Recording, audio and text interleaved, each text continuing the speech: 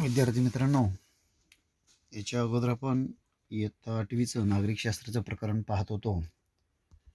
भारताची संसद याच्यामध्ये आपण संसदेच्या दोन सभागृहांना लोकसभा आणि राज्यसभा असं म्हटलं जातं हे पाहिलं होतं. त्याच्यामध्ये लोकसभेची कामं आपण लोकसभा आपण पाहिलेलं होतं. त्याच्यामध्ये असणारी प्रतिनिधींची संख्या आपण पाहिलेली होती आणि त्याच पद्धतीनं देशातील सर्व समाज घटकांना प्रतिनिधित्व मिळावं यासाठी अनुसूचित जाती जमाती यांच्यासाठी आरक्षण देण्यात आलेलं आहे. आणि ॲग्लो इंडियन समाजाला पुरेसं जर प्रतिनिधित्व जर मिळाले नसेल तर त्या समाजाच्या दोन प्रतिनिधींना नेमणूक किंवा त्यांना लोकसभेमध्ये घेण्याचा अधिकार राष्ट्रपतींना असतो हे आपण पाहिलं. त्याचबरोबर राज्यसभेचे देखील आपण रचना पाहिलेली होती. वरिष्ठ आणि द्वितीय सभागृह म्हणजे राज्यसभा आपण पाहिलेलं होतं. भारताच्या संसदेचे म्हणजे राज्यसभा हे अप्रत्यक्ष निवडून येणारे सभागृह हे देखील पाहिलं होतं आणि त्याच्यामध्ये एकूण 28 घटक राज्य आणि 9 केंद्रशासित प्रदेशांचं प्रतिनिधित्व होतोय हे आपण पाहिलेलं होतं. आणि राज्यसभेमध्ये एकूण सदस्य संख्या 250 असतात आणि त्याच्यामध्ये 238 सदस्य हे विविध घटक राज्यांमधून निवडून आलेले आणि केंद्रशासित प्रदेशातून निवडून आलेले हे सदस्य असतात. आणि बाकी म्हणजे 12 सदस्य संख्या जी आहे ते लोकसंख्येच्या प्रमाणानुसार राज्यसभेत प्रतिनिधित्व देण्याचं काम म्हणजे राष्ट्रपती नेमणूक 12 सदस्यांची नेमणूक करत असतात. त्याच्यामध्ये साहित्य, विज्ञान, कला, क्रीडा आणि सामाजिक कार्य इत्यादी क्षेत्रातील कामाचा प्रत्यक्ष अनुभव असणाऱ्या व्यक्तींचं तिथं नेमणूक राष्ट्रपतींच्याकडून केली जात असते. आणि राज्यसभा ही कधीही विसर्जित होत नाही हे आपण पाहिलेलं होतं. त्याच्यानंतर आपण संसदेचं कार्य आज पाहणार आहोत. आणि भारतीय संसदेच्या लोकसभा आणि राज्यसभा या दोन सभागृहांविषयी आपण जाणून घेतल्यानंतर त्यांच्या कार्याचा आता आपण इथं आढावा घेणार आहोत. पहिलं कार्य आहे ते कायद्याची निर्मिती. लोकांचं हित आणि लोकांचं कल्याण साध्य व्हावं आणि प्रत्यक्षात आणता यावं म्हणून संसदेला अनेक नव्या कायद्यांची निर्मिती करावी लागत असते. त्याचबरोबर कालबाह्य झालेले जे कायदे आहेत ते देखील रद्द करावे लागतात. काळानुसार काय होत असतात, कायद्यामध्ये हे बदल होत असतात, नियमांमध्ये बदल होत असतो आणि समाज रचनेमध्ये किंवा अ, जो समाज प्रवाहामध्ये देखील बदल झालेला असतो आणि त्यानुसार वेगवेगळे कायदे हे करावे लागतात. आणि कायद्यात योग्य ते बदल करण्याचं काम देखील करावं लागतं आणि कायद्यांच्या निर्मितीची प्रक्रिया ही संविधानानंच स्पष्ट केलेलं आहे आणि त्यानुसार संविधान ही आपली प्राथमिक किंवा मुख्य जबाबदारी ही काय करते, कायदे निर्मितीच्या बाबतीत पार पाडत असते. त्याच्यानंतर मंत्रिमंडळावरती नियंत्रण. प्रधानमंत्री आणि त्याचं मंत्रिमंडळ संसदेतूनच निर्माण होत असतं आणि संसदेचं त्यांच्यावर नियंत्रण असतं आणि नियंत्रणाचे विविध मार्ग संसदेला उपलब्ध असतात. संसदेला डावलून मंत्रिमंडळ कारभार करणार नाही हे पाहण्याची जबाबदारी संसदेवरती असते. त्याच्यानंतर संविधानाची दुरुस्ती म्हणजे भारताच्या संविधानात काही बदल करायचे झाल्यास संसद त्या संदर्भात निर्णय घेत असतं आणि संविधानात दुरुस्ती कराव्याचा प्रस्ताव महत्त्वाचा असतो आणि त्याच्या आवश्यकतेनुसार संसद चर्चा करून तो प्रस्ताव स्वीकारायचा की नाही हे ठरवत असतं. आणि भारताच्या संविधानात दुरुस्तीच्या काही पुढील पद्धती आहेत. त्या पद्धती कोणत्या आहेत ते आपण पाहणार आहोत. पहिली पद्धत आहे भारताच्या संविधानातील काही तरतुदी संसदेच्या साध्य बहुमतानं बदल केले जात असतात.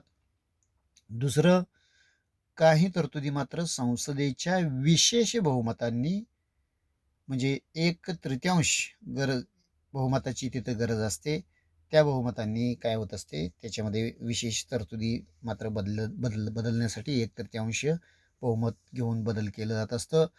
तर काही तरतुदी जे आहेत, तिसरं जे आहे ते काही तरतुदी जे आहेत, विशेष बहुमत म्हणजे निम्म्यापेक्षा अधिक घटक राज्यांच्या मान्यतेने काय केल्या जात असतात संसदेमध्ये.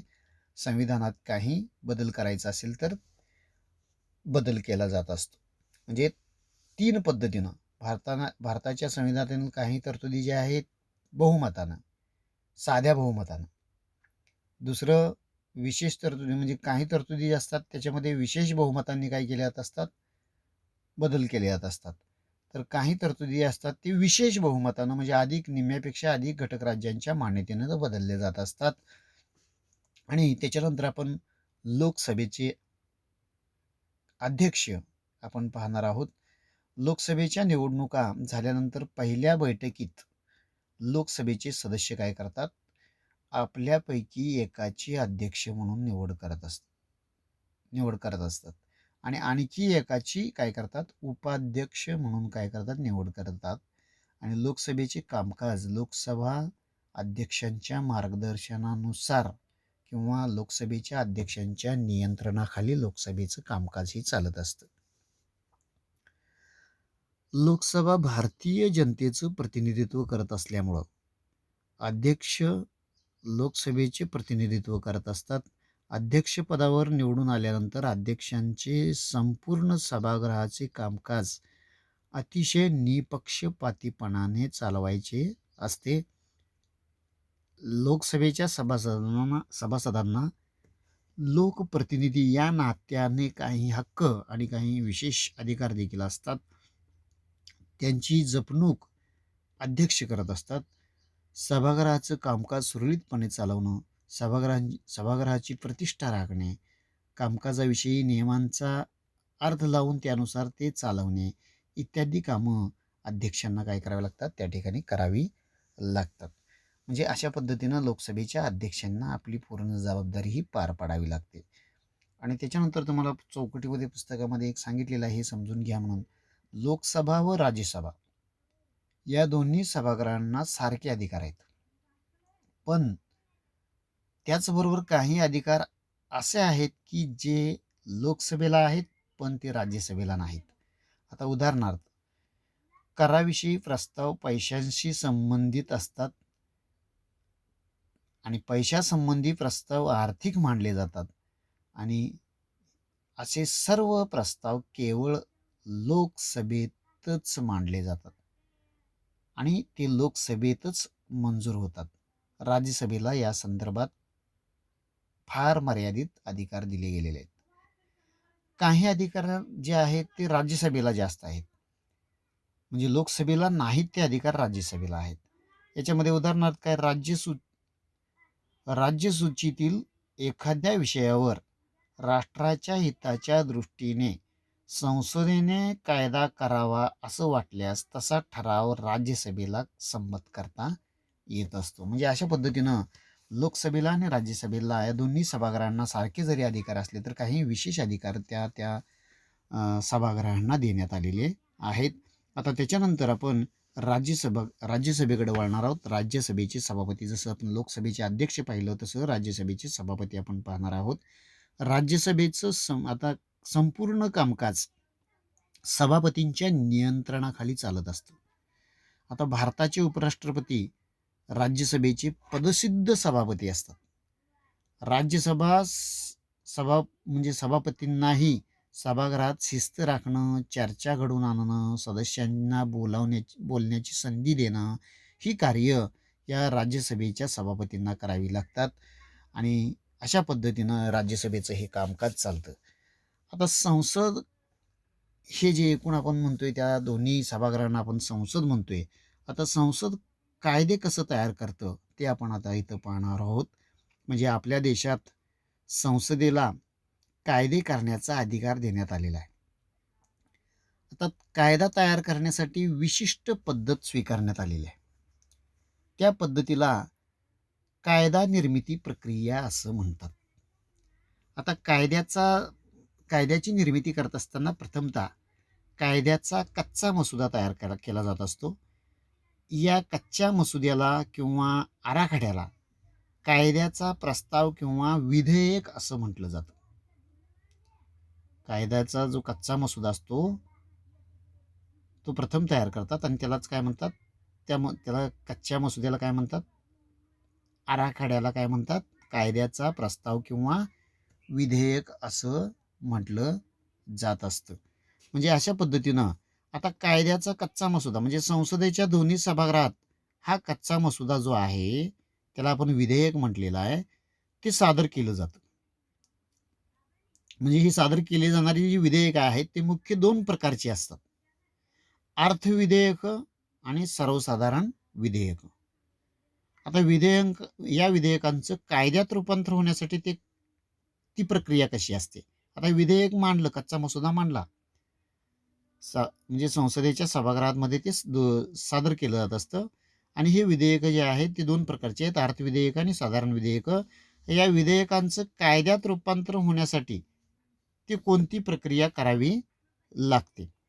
तर त्याच्यामध्ये प्रक्रिया कशी असते बघा. त्याच्यामध्ये पहिलं वाचन असतं. आता ते कसं असतं, म्हणजे संबंधित खात्याचा मंत्री किंवा संसद सदस्य विधेयक सादर करतो आणि विधेयक जे आहे ते विधेयक मांडताना त्याचं स्वरूप थोडक्यात तो काय करतो, स्पष्ट करतो. आणि यालाच काय म्हटलेलं आहे, विधेयकाचं पहिलं वाचन असं म्हटलेलं आहे. म्हणजे कच्चा मसुदा जो वाचला होता नाही, म्हणजे त्याचा अर्थ स्पष्ट करतो, या स्वरूपाचा हा कायदा आहे. त्याच्यानंतर दुसरं वाचन जे असतं ते दुसऱ्या वाचनामध्ये काय होत असतं, दोन टप्पे असतात त्याच्यामध्ये. पहिल्या टप्प्यात विधेयकाला उद्दिष्टांवर त्या विधेयकावरती उद्दिष्टांवर चर्चा होते. म्हणजे ते विधेयकाचं नेमकं काय उद्दिष्ट आहे याच्यावरती चर्चा होतं. आणि सभागृहातील सदस्य विधेयकाबद्दल आपलं काय करतात, मग त्याच्यावरती मत व्यक्त करतात. व हे जो तुम्ही विधेयक मांडलेलं आहे याच्यामध्ये हे उद्दिष्ट साध्य होत नाही किंवा होतं, याच्यावरती काय होत असते, चर्चा होत असते. मग तर विधेयक मग मग त्यावरती सभागृहामध्ये दोन्ही म्हणजे सत्ताधारी पक्ष संसदेमध्ये असतात. संसदेचे सदस्य सत्ताधारी देखील असतात आणि विरोधक देखील त्याच्यामध्ये असतात. आणि विरोधक मग काय करतात, अशावेळी विधेयकातील उणीव असतील किंवा दोष असतील ते दोष स्पष्ट करण्याचं काम ते करतात. आणि सभागृहामध्ये विधेयकावर चर्चा झाल्यानंतर गरज भासल्यास ते विधेयक सभागृहाच्या एका समितीकडे काय केलं जात असतं, पाठवलं जात असतं. आणि हे विधेयक जे आहे ते निर्दोष व्हावे म्हणून परत सूचना व दुरुस्त्या म्हणजे सुचवणारा अहवाल ही समिती काय करते, त्या सभागृहाला पाठवत असते. त्यानंतर दुसऱ्या वाचनातच दुसरा जो टप्पा असतो त्या दुसऱ्या टप्प्यास सुरुवात होते. आणि या टप्प्यात विधेयकावर कलमावर चर्चा होते. म्हणजे सदस्य दुरुस्त्या सुचवू शकतात त्याच्यामध्ये परत. आणि त्यानंतर त्यावर सभागृहात त्या विधेयकासंबंधी मतदान घेतलं जातं. त्याच्यानंतर मग तिसरं वाचन. तिसऱ्या वाचनाच्या वेळी काय केलं जात असतं, विधेयकावर पुन्हा थोडक्यात चर्चा केली जाते आणि विधेयक मंजूर करण्याच्या ठरावावर मतदान होतं. आणि विधेयकास आवश्यक असणारी म्हणजे आवश्यक बहुमताची मंजुरी मिळाली तर सभागृहानं विधेयकास म्हणजे काय करतं, संमत केलं असं मानलं जातं. आणि संसदेच्या दुसऱ्या सभागृहातही हे विधेयक याच पद्धतीनं म्हणजे जसं लोकसभेमध्ये तसंच राज्यसभेमध्ये तीच प्रक्रिया, पहिलं वाचन, दुसरं वाचन आणि तिसरं वाचन. म्हणजे संसदेच्या दुसऱ्या सभागृहातही विधेयक या वरील प्रमाणेच प्रक्रियांमधून ते विधेयक जातं. आणि दोन्ही सभागृहांनी या विधेयकास मंजुरी दिल्यानंतर ते राष्ट्रपतींच्या संमतीसाठी पाठवलं जात असतं. केंद्रात लोकसभा व राज्यसभा यांच्यात विधेयकाबद्दल मतभेद जर झालं तर दोन्ही म्हणजे सदनाच्या संयुक्त अधिवेशनात हे विधेयकाचं भवितव्य मग ठरत असतं. आणि मग त्याच्यानंतर राष्ट्रपतींच्या संमतीदर्शक स्वाक्षरीनंतर त्या विधेयकाचं काय होतं, कायद्यात रूपांतर होत असतं. म्हणजे सहजासहजी असं कायदा निर्माण होत नसतो. त्याच्यावरती चर्चा, लोकांचं हित, त्याचा उद्देश यावरती काय केलं जात असतं, निर्णय दोन्ही सभागृहांमधून चर्चेतून, याच्यामध्ये चर्चेतून होत असताना सत्ताधारी पक्षांना आपल्याला पाहिजे तसा देखील कायदा सत्ताधारी पक्षाला करता येत नाही. याच्यामध्ये विरोधक देखील असतात, जे लोकसभेमध्ये आपलं बहुमत सिद्ध करू शकलेले नाहीत. असा जो पक्ष आहे तो त्या पक्षाची सदस्य देखील त्याच्यामध्ये असतात. त्यामुळं त्याच्यावरती अतिशय म्हणजे चाळण लावून त्या विधेयकाचं कायद्यात रूपांतर केलं जात असतं.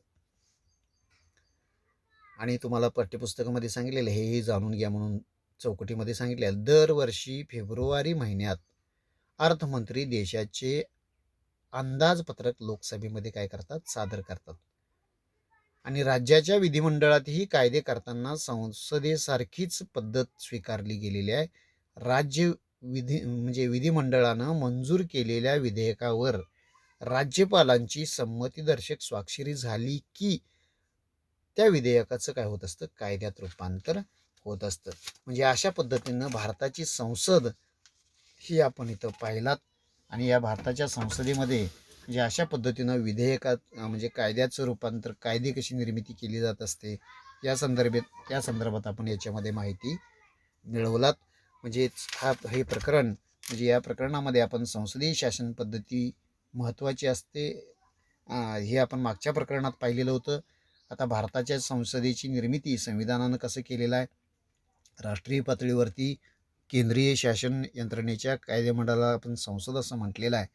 आणि संसदेत कोणकोण महत्त्वाचे सदस्य असतात, तर याच्यामध्ये म्हणजे महत्त्वाचे जे ह्याच्यामध्ये राज्यसभेमध्ये समावेश केला गेलेला आहे. राष्ट्रपती हा भारताच्या संसदेचा हा अविभाज्य घटक मानला गेलेला आहे. आणि पण संसदेच्या सभागृहात उपस्थित राहून विचारविनिमयात भाग घेण्याचा अधिकार मात्र राष्ट्रपतींना नसतो. यात दोन्ही सभागृहांना जास्त अधिकार दिले गेलेला आहे, लोकसभा आणि राज्यसभा. लोकसभेची रचना आणि राज्यसभेची रचना आपण पाहिलात. त्याच्यानंतर आपण संसदेचं कार्य जे आहे त्याच्यामध्ये कायद्याची निर्मिती कशी होत असते, संविधानाची दुरुस्ती कशी केली जात असते, मंत्रिमंडळावर नियंत्रण कसं संसदेचं असतं, त्याच पद्धतीनं लोकसभेचे अध्यक्ष आणि राज्यसभेचे सभापती आणि संसद कायदे कसे तयार करतं यासंबंधी माहिती आपण या प्रकरणामध्ये आपण पाहिलेला आहात. त्याच्यानंतर हे प्रकरण आता इथं संपलेलं आहे. आणि या प्रकरणामध्ये आपणाला स्वाध्याय जो दिलेला आहे याच्यामध्ये पहिला प्रश्न रिकाम्या जागा पर्याय म्हणजे योग्य पर्याय निवडून विधानं पूर्ण करायला सांगितलेलं आहे. याच्यानंतर शोधा आणि लिहा असं सांगितलेलं आहे. आता इथं पहिला प्रश्न जो आहे तो याच्यामध्ये विधाने पूर्ण करण्यामध्ये लोकसभेवर टिंबाटिंबा पद्धतीने उमेदवार निवडून पाठवले जातात. आता त्याच पर्याय त्याला दिलेले आहेत. भौगोलिक मतदारसंघ, धार्मिक मतदारसंघ, स्थानिक शासन संस्था मतदारसंघ, प्रमाणशीर प्रतिनिधित्व पद्धत, हे इथं पर्याय दिलेले आहेत. त्या पर्यायापैकी योग्य पर्याय तुम्ही तिथं निवडायचा आहे. आणि भारताचे टिंबाटिंबा हे राज्यसभेचे पदसिद्ध सभापती असतात. याचं उत्तर राष्ट्रपती, उपराष्ट्रपती, पंतप्रधान, सरन्यायाधीश असं दिलेलं आहे. त्याच्यापैकी तुम्ही उत्तर शोधून तिथं लिहायचं आहे. आणि पुढं शोधा आणि लिहा असं तुम्हाला सांगितलेलं आहे. त्या प्रश्नांची उत्तरं लिहायची आहेत. पुढील म्हणजे विधानं सहकारण स्पष्ट करायला देखील तुम्हाला सांगितलेलं आहे. आणि 25 ते 30 शब्दात उत्तरं लिहायला सांगितलेलं आहे. आता हे या दोन्ही म्हणजे आता पहिला जो धडा झाला, पहिला धडा आणि दुसरा धडा, या दोन्ही धड्यावर मिळून आता दुसरा धडा आपण पाहिला तो भारताची संसद, आणि पहिला धडा जो आपण पाहिलं संसदीय शासन पद्धतीची ओळख, या दोन्ही धड्यावर मिळून काय करायचं आहे, तुम्ही इतिहासाच्या गृहपाठ वहीमध्ये गृहपाठ तुम्ही तिसरा लिहायचा आहे. आणि तो गृहपाठ तुम्ही तुमच्या वहीमध्ये लिहून ते पूर्ण करून ठेवायचं. ज्यावेळी आपल्याला शाळा आपली सुरू होईल त्यावेळी आपण त्या वह्या आमच्याकडं द्यायच्या आहेत. कारण गृहपाठाचे मार्क तुम्हाला वर्षभराच्या कामकाजामध्ये या गृहपाठाचे मार्क धरले गेलेले आहेत. आणि त्या मार्कांचं आपण गृहपाठचे मार्क म्हणून आपण 5 मार्कासाठी ते धरत असतो. त्यासाठी तुम्ही त्या वह्या न चुकता त्या पूर्ण करावयाच्या आहेत. आता इथं हे प्रकरण संपतं. आपण पुढच्या तासिकेला पुन्हा भेटूया. धन्यवाद.